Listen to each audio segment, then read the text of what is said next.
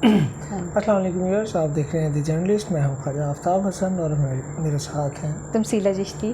तमसीला साहबा, आपको गर्मी की शदीद लहर में जी यकीनन ज़ाहिर ऑफिस आना जाना खासा लग पता जाता है।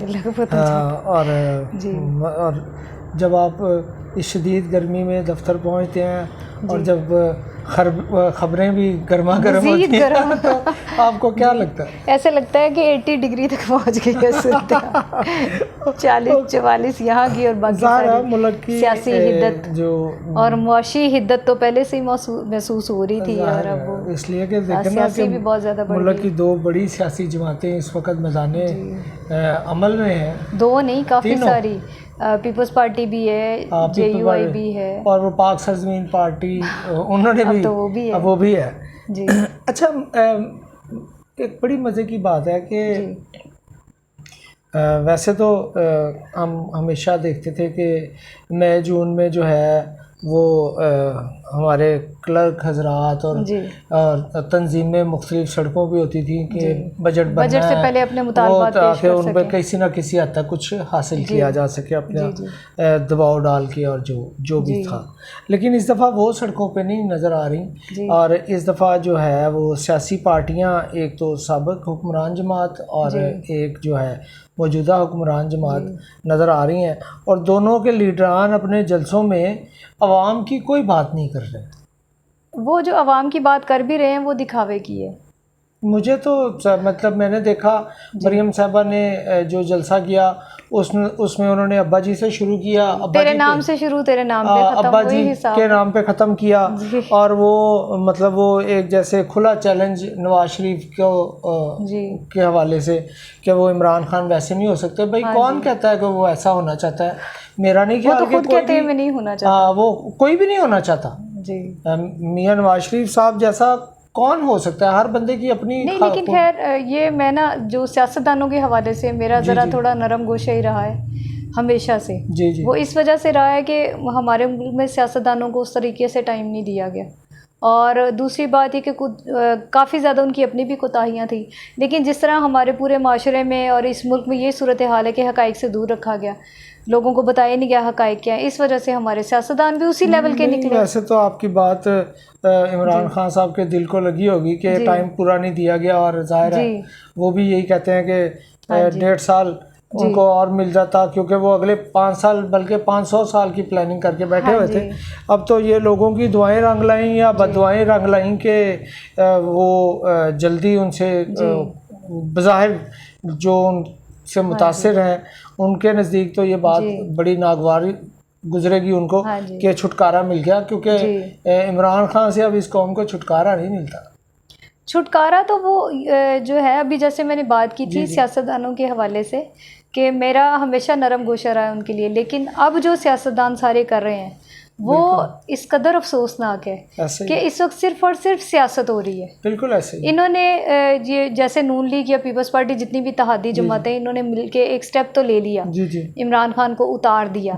अब ये वो वक्त था कि ये प्रूव करते, जिस तरह के जो है वो बरतानिया की आपके सामने मिसाल है कि जब मार्गरेट थैचर वज़ीर आज़म बनी, उस वक्त जो लेबर पार्टी के वज़ीर आज़म थे पहले, वो 310 वोटों के मुकाबले में 311 वोटों से यानी वो जीती थी मार्गरेट थैचर। एक वोट का फर्क था, तरीके अदम एतमाद उनके खिलाफ कामयाब हुई थी। उसके बाद मार्गरेट थैचर जो है आपके सामने तकरीबन 2 दहाइयों के करीब, वो फिर शायद 3 टेन्योर, वो 3 से 4 टेन्योर नहीं है, तकरीबन वो रही है।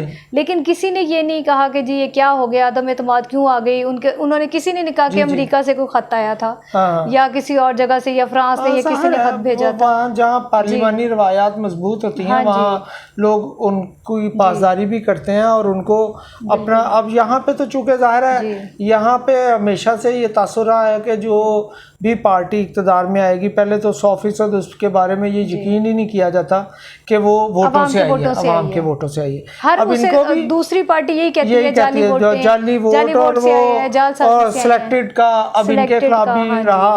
अब वो ये अपने दौरान इक़्तिदार ये तासुर ज़ाहिर करने की कोशिश करते रहे कि वो इलेक्टेड हैं। अब वो जब वो गए तो उन्होंने उस सारी कोशिश को सत्यानाश कर दिया और उन्होंने खुद रोना पीटना डाल दिया, उन्होंने साबित कर दिया कि इन्हें यही वो नहीं थे, सिलेक्टेड थे जी, कि अब जाहिर है अब वो कभी कुछ और कभी कुछ। लेकिन इन जलसों में मैं जो दरियाफ्त करना चाह रहा हूँ और यकीनन हमारे व्यूअर्स भी सुनना चाह रहे हैं कि क्या ये जलसे हम आम आदमी को क्या फ़ायदा दे सकते हैं, क्योंकि खान साहब जो जलसा करते हैं उसमें वो अपनी 3 साल 3.5 साल कारकर्दगी का कोई जिक्र नहीं करते जी। वो आखिरी 1 महीने की बात करते हैं जिसमें वो उनका इक़्तिदार ख़त्म हुआ। मैं आपके सामने इंशाल्लाह वो जहर का बताऊंगा जो अगर खाने में डाल दे तो इंसान को हार्ट अटैक होता है, ये भी आपके सामने लेके आऊंगा। जी जी ठीक हो गया। और मरियम साहिबा जो जवाबी जलसे कर रही हैं, क्योंकि ये वही नवाज शरीफ है जिसके खिलाफ तुम 2013 में कंटेनर से गालियां देते देते जमीन पर गिर जा पड़े थे। ये वही नवाज शरीफ है जिसने तुमसे गालियां भी सुनी, लेकिन अपनी जो इलेक्शन कैंपेन है उसको रोक कर वो अस्पताल में तुम्हारी खबर पूछने गया। शर्म है तुम्हारे में?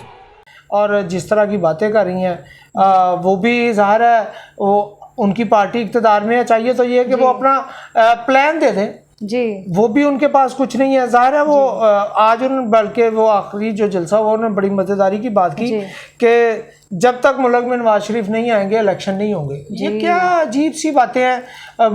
एक जो तासुर उभर रहा है कि ये हुकूमत मुस्लिम लीग नून की इसलिए आई है कि जो इनके और इत्तेहादियों के ख़िलाफ़ मुकदमात हैं उसको ख़त्म करा दिया जाए और उसके बाद इलेक्शन में चला जाए जी। यही तो क्योंकि ज़ाहिर है क्योंकि मौजूदा सूरत हाल में तो मियाँ नवाज शरीफ साहब इलेक्शन नहीं लड़ सकते, इवन मरियम साहबा नहीं लड़ सकती, ऐसे ही है। इनके ऊपर भी मुकदमात है, शहबाज शरीफ साहब उनके तो फर्द जुर्म आयद होने वाली है, बिल्कुल ऐसा ही है। तो इस तरह की चीज़ें हैं। तो ये मतलब और फिर पूरी दुनिया में सबसे ज़्यादा गर्मी का शिकार इस वक्त 2 मुल्क हैं, इंडिया और पाकिस्तान जी। इंडिया वाले तो शायद अपने तय कुछ कर रहे हो या नहीं भी कर रहे, लेकिन वो आपस में एक दूसरे को या अपने अवाम को इस तरह नहीं पीस रहे जिस तरह यहाँ पीसा जा रहा है, और गर्मी का कोई सद्देबाब है ही नहीं जी। देखिए ये रिपोर्ट आई है अक़वाम मुत्तहिदा की कि पाकिस्तान 2 साल से खुश्कसाली से मुतासरा मुल्क है। यहाँ कभी किसी से आपने सुना? कोई नहीं। कभी किसी लीडर ने, किसी हुकूमत ने आपको बताया? कोई इसके बारे में कोई बात नहीं, उनको फिक्र ही नहीं है इस चीज़ की। बिल्कुल ऐसे। यानी ये दुख होता है कि हमने हर प्रोग्राम में व्यूवर्स ये कहा कि तरीके अदम एतमाद एक कानूनी आइनी तरीके के मुताबिक थी।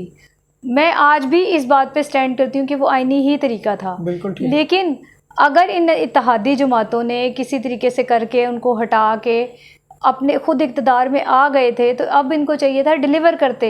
इन्होंने भी सेम वही हरकत की जो इमरान खान ने की थी कि शोर मचाया, बगैर किसी प्लान के इक़्तिदार में आ गए। अब ये भी बगैर प्लान के आ गए। अब ये झगड़ा हो रहा है कि जी इलेक्शन पहले कराए जाएं या मुकर्ररा मुद्दत पे कराए जाएं। अब वो नून लीग ये कह रही है कि वो अकेले जिम्मेदारी नहीं संभालेगी। हाँ जी, उन्होंने ये कहा। तो इत्तेहादी जमातें जो है हमारे साथ, वजह ये है कि पेट्रोलियम मसनूआत जो है इस वक्त आलमी मंडी में खाम तेल की कीमत $110 फ़ी बैरल है, जो हाईएस्ट कीमत है जी। ठीक। अब उस सूरत में ये पेट्रोल की कीमत खुद आज उन्होंने मिफ्ता इस्माइल ने कहा कि इसकी कीमत कम से कम 150 रुपये ज़्यादा मज़ीद हो, यानी 300 रुपये पर लीटर होनी चाहिए। और इमरान खान ने ना बढ़ा के बड़ा जुल्म किया। लेकिन यही नून लीग जब इमरान खान जब बढ़ा रहे थे, यही लोग ये सारे जलसे कहते थे कि 137 रुपये से 1 पैसा ज़्यादा नहीं होने देंगे, हम ऐसे कर देंगे वैसे कर देंगे। अब आप उस बात पे तो कायम इक़्तिदार पे ज़ाहिर है उसके अपने मसाइल भी होते हैं और उसकी अपनी एक, लेकिन मज़ेदारी की बात यह है कि इमरान खान के बारे में तो ये कहा जाता था कि उन्हें हुकूमत का तजुर्बा नहीं है। हाँ जी। तो अपोजिशन में जो जमातें बड़ी जमातें हैं वो तो उनको इक़्तिदार का तजुर्बा है, और वो यकीनन जब से वो कोशिश कर रहे थे इनको हटाने के, बकौल आसिफ जरदारी साहब के, कि उनको बाकायदा एक लंबे सियासी जदोजहद के ज़रिए हटाया गया। तो इस जदोजहद के दौरान क्या उन्होंने एक लम्हे के लिए नहीं सोचा कि हमें अब इक़्तिदार मिलेगा तो हमने किस किस तरीके से जो इश्यूज हैं उनको हल करना है? मुझे तो नहीं लगता कि इस तरह इन्होंने पता नहीं फिर क्या सोच के किया।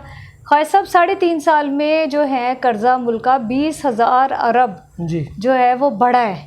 अब वो कर्जा इनको पता था, ये लोग खुद जलसों में कहते थे 20,000 अरब का कर्जा आया। असल में जो इन लोगों को खौफ था वो यही था कि AVM के जरिए इलेक्शन ना हो जाए, और अगर वो हो गए उस सूरत में अगर जालसाजी होती है, उसमें जालसाजी इजी भी है, नो डाउट उसमें बहुत इजी है कि अगर तहरीक इंसाफ दोबारा आ गई तो इन्होंने रगड़े जाने। ठीक, मैं आपसे एक और जो बात पूछना चाहूँगा कि हमारे पिछले दिनों आपके इल्म में है कि श्रीलंका में जो कुछ हुआ जी जी। और वहाँ पे भी ज़ाहिर है करप्शन का लेवल इस कदर संगीन था कि बिलाखिर लोगों ने वज़ीर आज़म सदर के घर समेत उन दीगर वज़रा के घर जलाए, अमलाक को भी नुकसान पहुँचा, गाड़ियाँ फेंक दी नहर में। तो यहाँ भी एक तबका ये ख्वाहिश रखता है कि इस तरह का कोई, जब तक इस पाकिस्तान में इस तरह का कोई इनकलाब नहीं आएगा, आवाम की सतह पे सूरत हाल नहीं बदलेगी, करप्ट सियासतदानों से निजात नहीं मिलेगी। और जबकि दूसरी जानिब अगर इसका एक और पहलू है तो इसको श्रीलंका में जो सूरत हाल है उसे खाना जंगी की भी एक शक्ल करार दिया जा सकता है। और यहाँ तो ऑलरेडी इमरान खान साहब के बारे में ये तासुर आम है कि वो खाना जंगी की तरफ लेके जा रहे हैं कौम को। तो आप क्या समझते हैं कि इस दोनों चीज़ों में क्या रिजेम्बलेंस है, और क्या हमें भी श्रीलंका जैसे ही इनकलाब की ज़रूरत है? यहाँ ऐसा मुमकिन नहीं है, खान साहब कुछ भी कर ले, इसलिए मुमकिन नहीं है कि क्या ये खान साहब ने फैसला करना है कि कौन करप्ट है कौन नहीं? अदालतें किस लिए बैठी हैं? ये फैसला अदालतों ने करना। बिल्कुल। श्रीलंका का जहाँ तक ताल्लुक है वो दिवालिया हो चुका था, ठीक है। वहाँ जो सूरत हाल हुई, ज़ाहिर है कि वहाँ एक डेमोक्रेसी भी रही, वहाँ बादशाहत भी रही, बल्कि है वहाँ की सूरत हाल, और जी फ़ौज भी रही, फ़ौज तो खैर यहाँ भी रही जी। लेकिन ये है कि यहाँ की सूरत हाल वहाँ से बहुत डिफरेंट है। आप ये देखिए, अगर खासा भी ये कह रहे हैं कि जी 20 तारीख के बाद अनाउंस करेंगे और 20 लाख लोगों को वो इस्लामाबाद बुला रहे हैं, जो मुमकिन नहीं है 20 लाख लोग वहाँ पहुँचें। आप अगर फ़र्ज़ करें 50,000 ले आते हैं, क्या ये 50,000 लोगों के ज़रिए 22 करोड़ आवाम का फ़ैसला करेंगे? बिल्कुल, ये तो मुमकिन नहीं, ऐसे मुमकिन नहीं है। चलें ये करते हैं, बंदे मरवा देते हैं, कुछ भी कर देते हैं, क्या उस सूरत में इक़्तिदार में आ जाएंगे? नहीं, लेकिन वो उन्होंने जैसे ये कहा कि मतलब ये रिकॉर्ड पे बात है कि उन्होंने कि इन हुक्मरानों से बेहतर था कि पाकिस्तान पे एटम बम गिरा देते, क्योंकि उन्होंने मतलब अपने आप को नागुज़ीरी की ये कैफियत ऐसी में मुब्तला है कि मैं नहीं तो कुछ भी नहीं। और लेकिन मतलब श्रीलंका में भी यकीनन करप्शन के बायस ही ऐसा हुआ, आला सतही करप्शन थी। पाकिस्तान में भी करप्शन जो है आला सतही है, लेकिन यहाँ तो मेरा ख्याल है शायद आम आदमी भी दाव के इंतज़ार में रहता है। ऐसे ही है, क्योंकि ये यहाँ इस तरह के जहाँ के सोसाइटी करप्ट हो जाए वहाँ इनकलाबात का तो तस्वुर नहीं, यहाँ तो तस्वुर नहीं है। ठीक, इस जगह जो ये चाह रहे हैं ना, उससे ये ज़रूर होगा कि जिस तरह वो मई में वो क्या था, मई का वाक़या जो इस कराची का था, जब वहाँ पे उन्होंने जलाओ घेराव किया था और सारा कुछ, ये सब चीज़ें इस किस्म का वाक़या हो सकता है, नो डाउट ये कोशिश करेंगे। लेकिन आपको याद होगा पहले भी ये पार्लियामेंट हाउस पे भी इन्होंने हमला किया था, इन्होंने बिल भी जलाने का कहा था, फिर खुद इन्होंने बिल भी दे दिए थे। ये खुद इस लेवल के कर ही नहीं सकते, ये लोगों को कहेंगे भी तो मुझे ये बताएं, क्या फ़ौज ये सब कुछ करने की इजाज़त दे देगी? फ़ौज तो ज़ाहिर है वो बारहा इस बारे में कह चुकी है बड़ा सख्ती के साथ कि उसको सियासत में मत घसीटा जाए।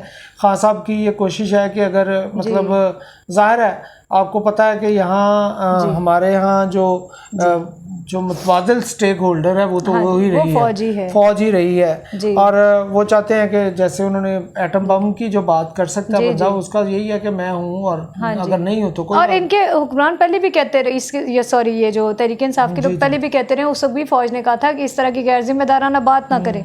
लेकिन इनकी वो जो है स्लिप ऑफ टंग बहुत ज़्यादा आम है। लेकिन बहरहाल हम फिर खान साहब की तरफ ले गए, क्योंकि खान साहब भी बेस बने, वो चाहते तो इस मुल्क का बहुत बड़ी तब्दीली ला सकते थे। ये बजाय इसके कि ये शोर मचाने के, हर वक्त करप्ट ये चीज़ें छोड़ के लोगों के तामीरी काम करते, तामीराती तो उन्होंने हाई राइज बिल्डिंग की बड़ी इजाजत दे दी। अब और ये भी नहीं देखा कि उसका नुकसान क्या होगा। नुकसान ये है कि जो गर्मी की शिद्दत है, ये कंक्रीट जो इस्तेमाल हो रहा है और दरख्त नहीं है और कंक्रीट का शहर बना दिया गया। अब ये देखिए वो कहाँ गया बिलियन ट्री सुनामी, शायद व्यूअर्स को नजर आ रहा हो, अगर वो लगे होते दरख्त तो आज पाकिस्तान जो है वो गर्म तरीन ना होता। बिल्कुल। अच्छा, इससे पहले कि हम अपने व्यूअर्स से इजाज़त लें जी, क्या खान साहब की जो ख्वाहिश है कि इलेक्शन का जो है इनकाद ज़रूरी है और उसको जल्द होना चाहिए, जल्द होने चाहिए, और दूसरी जानिब जो नून लीग है वो बड़ा वाज़ह तौर पे ये कह रही है, लेकिन एक तरफ ये भी कहा जा रहा है कि पेट्रोलियम की कीमतें अगर बरकरार रह गई तो शायद कुछ और वक्त गुजार लें, वरना इनको असम्बलियाँ ख़त्म करके और वो निगरान सेटअप बनाना पड़ेगा और वो बिलाखिर इलेक्शन की तरफ जाएंगे। और नून लीग के मुख्तलिफ जो रहनुमा हैं वो इस हवाले से वो जिक्र भी कर रहे हैं। जी, वो खुद भी यही चाहते हैं क्योंकि उनको पता है वज़ीर आज़म क्योंकि नून लीग के हैं। नून लीग सारा बोझ खुद नहीं उठाना चाह रही, कहा उन्होंने खुद कहा है। और अब ये बिल्कुल अब ये है कि वो भी यही इसी तरफ जाना चाह रहे हैं कि इलेक्शन जल्दी हो जाए। वो तो साबिक सदर आसिफ जरदारी उन्होंने उन्हें कहा कि अपने पाँव पे खड़े रहो, ठीक, इतनी जल्दी वो जो है वो सरेंडर ना करो, और ये कि यानी अब कुछ यानी करो, इंतज़ार करो, नैब कवानीन में इस्लाहात हो, इंतखाबी इस्लाहात हो, उसके बाद इलेक्शन में जाए। लेकिन बात यह है कि अगर इन लोगों ने ये हुकूमत गिरा दी, खुद आ गए, इसको चैलेंज समझे, अपने जेबों से भी कुछ निकालें। बड़े बड़े बिलावल हाउस हैं, इसके अलावा इनकी जाती उम्रा बेशुमार जगह हैं, आप पैसे तो निकालें, चीनी सस्ती कर लेंगे। उनका लगता है उनके ज़हन में सिर्फ ये है कि मुल्क में सिर्फ चीनी चाहिए। देखिए आप जेबों से निकालें, अपने पैसे लेके आए। ग्वादर और सी पोर्ट देखें, ये सी पैक तो चीनी है। वो तो मंसूबा भी सही बात है, वो चीनी है।